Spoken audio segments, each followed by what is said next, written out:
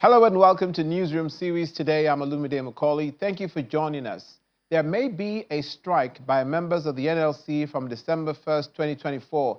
That's because the Nigeria Labour Congress has directed its members in its states that are yet to commence implementation of the new minimum wage to begin an indefinite strike starting from December 1st, 2024. Now, the directive is part of resolutions of the NLC after its National Executive Council meeting at the weekend. It also accuses fuel marketers of inflating petrol prices, alleging that the pump price is significantly higher than the actual market value. Labour contends that Nigerians are being exploited, with citizens enduring heightened suffering and hunger due to government policies that are pushing many into destitution. In a communique released following its National Executive Council meeting, the NLC highlighted the severe economic hardship across the country and calls for urgent review of policies it describes as anti-people. The NLC further directed state councils where the minimum wage is not yet implemented to begin an indefinite strike starting December 1st, 2024 in protest against the unaddressed labor issues.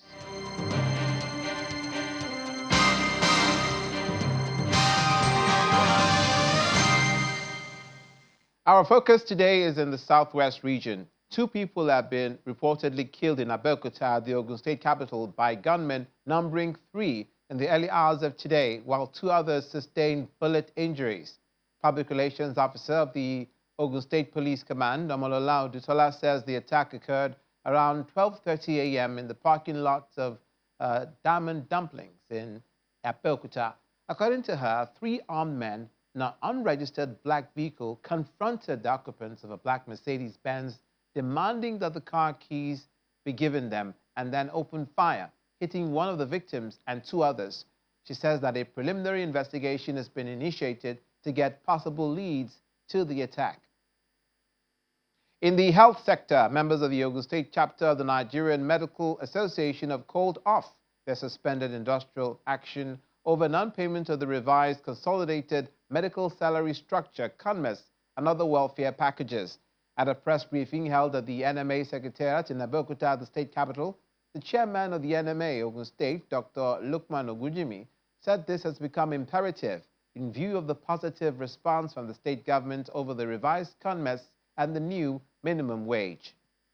On behalf of Nigerian doctors, I stand before you to express our heartfelt gratitude to His Excellency, Governor Dapo Abiodun, for fulfilling his promise to pay revised comments and minimum wage to our members. This gesture demonstrates government's commitment to the welfare of doctors working in Ogun State. You will recall the members of association during our emergency meeting on 23rd July 2024 resolved to embark on a strike on 5th August 2024, which was subsequently suspended on 29 August 2024 to give room for negotiation with the government. It is with my greatest honor to inform the public that the initially suspended strike has been officially called off.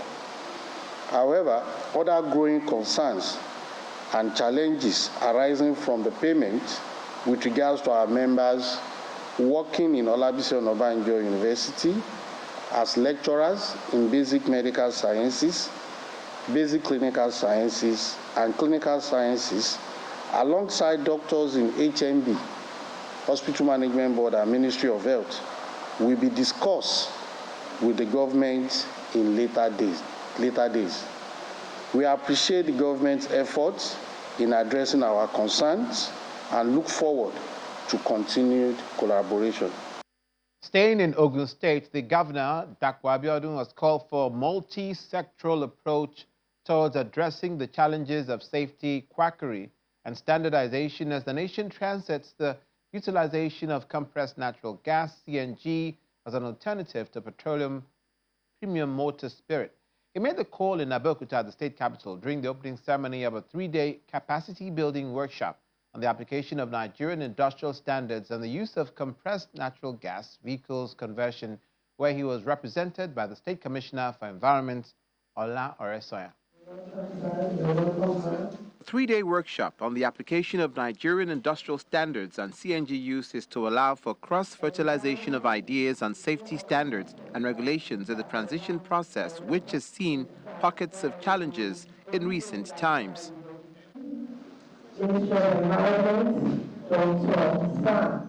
This may have informed the gathering of critical stakeholders, which include officials of the state government, the Standards Organization of Nigeria, Federal Road Safety Corps, the Fire Service, amongst other agencies. The aim is to communicate the procedural aspects of CNG conversion to ensure safe usage.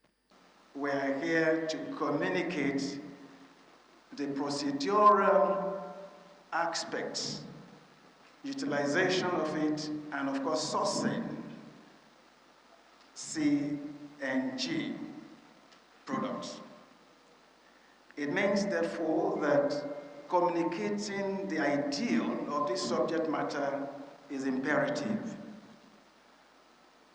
It involves training, which is important to change the unacceptable narrative that we have out there about the safety of CNG. The State Commissioner for Environment, Ola Oresoya, while calling for utmost sense of responsibility amongst Nigerians, warns that issues of quackery and poor handling must be addressed urgently. The safe use of gas is of utmost priority, and as a proactive measure by the Ministry of the Environment, together with the Ministry of Transportation and other agencies, we have set up a safety desk at most of these agencies in Ogun State, so that to ensure that we regulate and ensure that the manufacturers will manufacture within specifications and distribute and handle these gases in line with the SON standard. The Standards Organization of Nigeria calls for an integrated regulatory framework towards seamless CNG transition. Most of the accidents that we have had so far are people breaching processes, are people going into areas that they should not go into. I mean, the CNG gas and the LPG gas, they are not the same. There's a big difference. And I'm sure that the trainers will let you know that, so that you will understand which of the cylinders that you should use.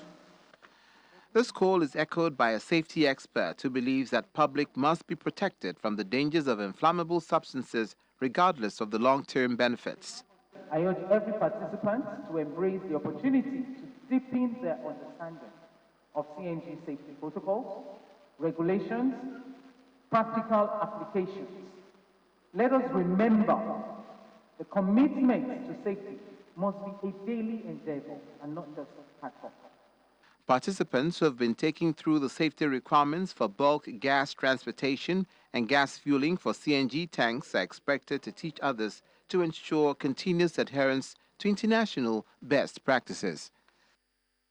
Now, the federal government, through the Federal Ministry of Water Resources and Sanitation, has declared the Kekere local government in Ogun's East Senatorial District as open defecation free after fulfilling all necessary protocols for that purpose. This was communicated at the presentation of certificate and award to the state by the minister, Professor Joseph Usev, represented by Olu Daniel Ibiyemi, a director in the ministry. The wife of the Ogun State Governor, Bamidele Abiodun, who doubles as the lead sanitation ambassador while receiving the award and certificate, calls for stronger collaboration with development partners and behavioral change amongst residents of the state. The event, held in Kekere local government area of Ogun State, attracted the presence of the wife of the state governor, Bamidele Abiodun, members of the State Executive Council, development partners, health officers, traditional rulers, among other distinguished guests. Congratulations. Kekere local government is the first to be declared to be practicing proper sanitation in Ogun State, second in the southwest, as it joins 135 others across the country, given a clean status. I commend the good people of the Kekere local government being celebrated as ODF today for receiving and running with the key messages of ending open defecation and improving water services.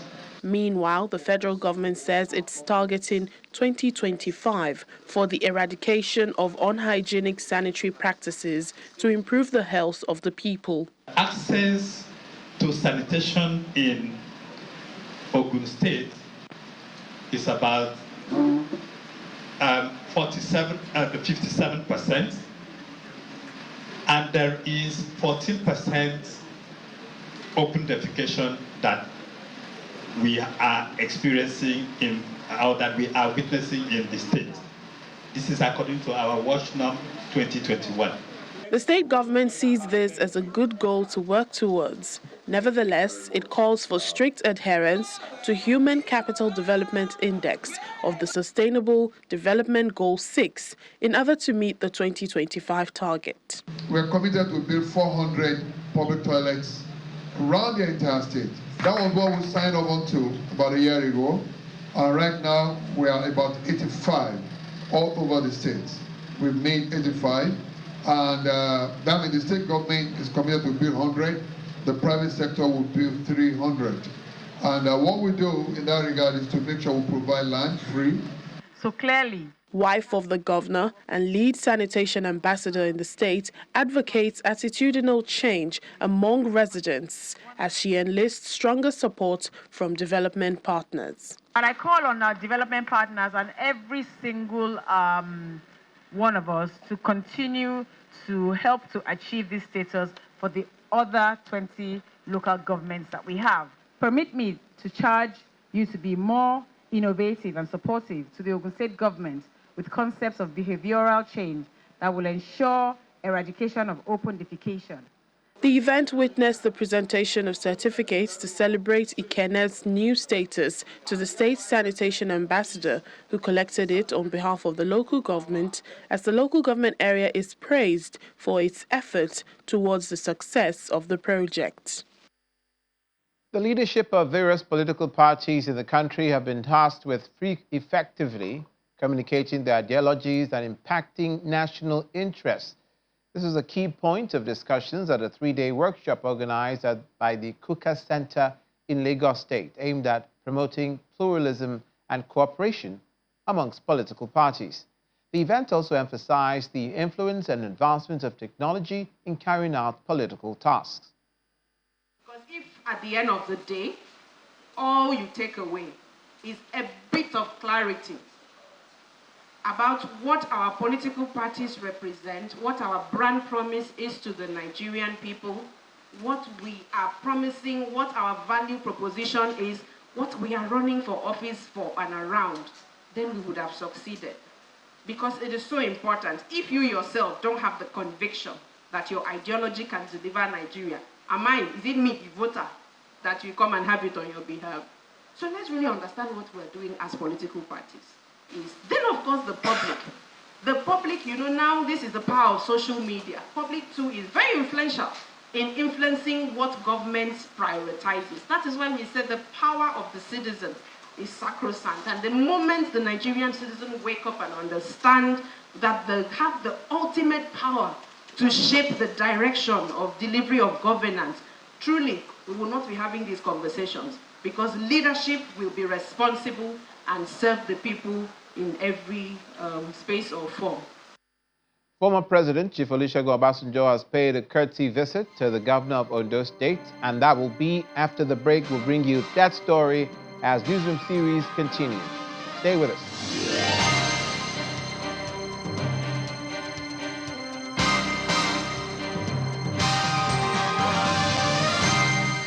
Welcome back as we turn our attention to politics and the coming elections. Former President Olusegun Obasanjo has paid a courtesy visit to the governor of Ondo State, Lucky Aiyedatiwa, ahead of the Saturday governorship election. Chief Obasanjo and the governor met at the presidential lodge of the Ondo State Government House in Akure, the state capital, where he offered words of encouragement with just days to the polls.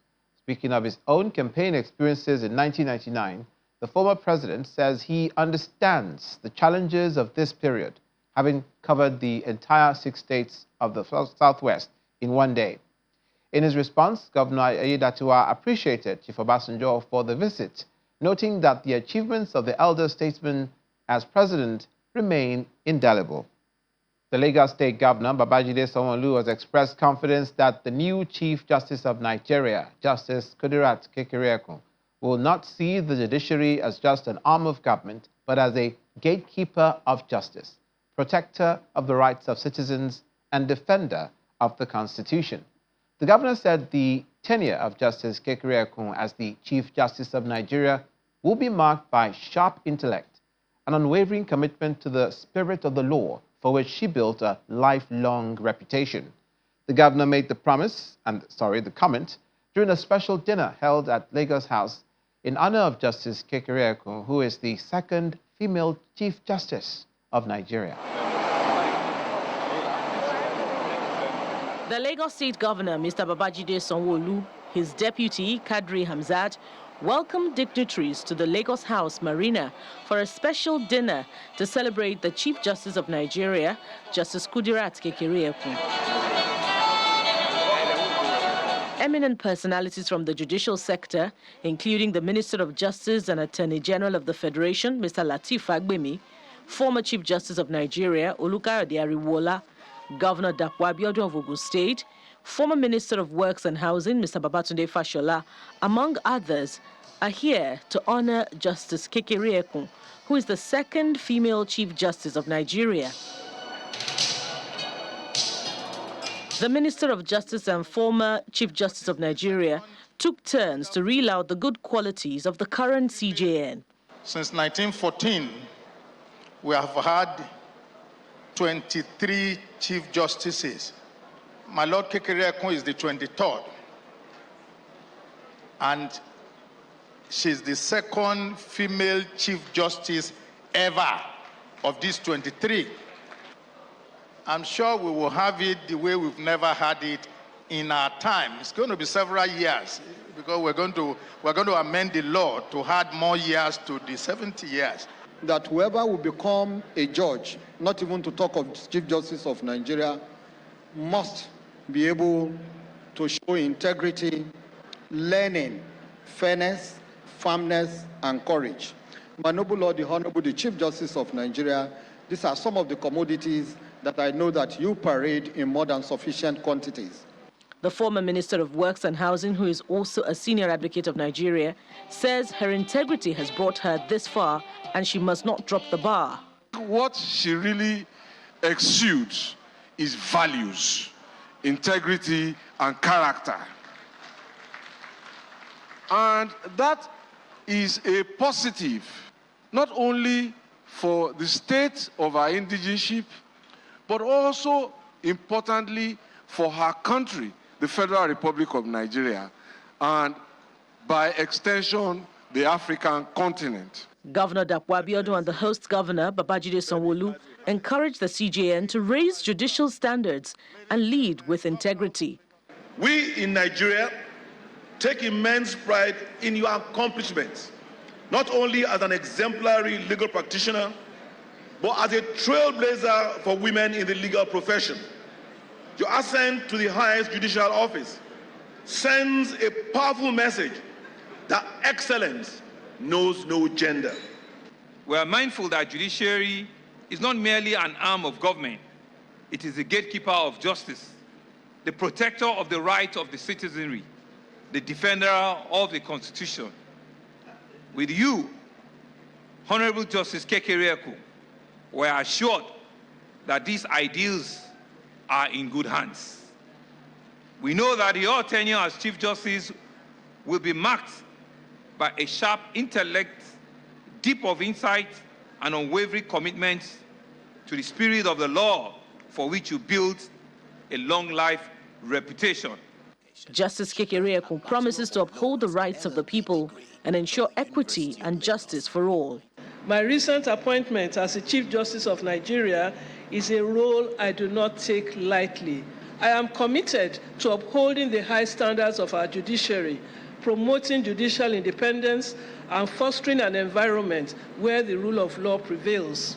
Before her appointment as the new Chief Justice of Nigeria, Justice Kekere-Ekun was elevated to the Court of Appeal on September the 22nd, 2004, where she served in various divisions of the court.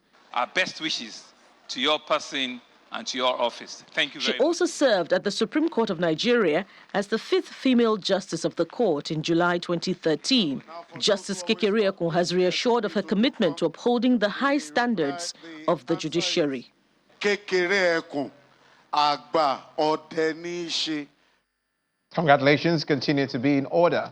Meanwhile, the Lagos State government has selected 50 exceptional youth to participate in the Ibile Youth Leadership Academy training.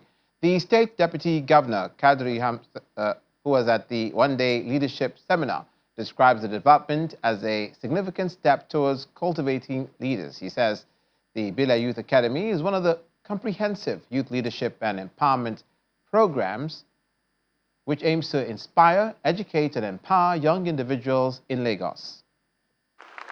Youth from various local government areas, local council development areas, NYSC core members in Lagos State all converge on Adeyemi Bero Auditorium, Alausa, for the one-day leadership seminar to broaden their knowledge on leadership qualities.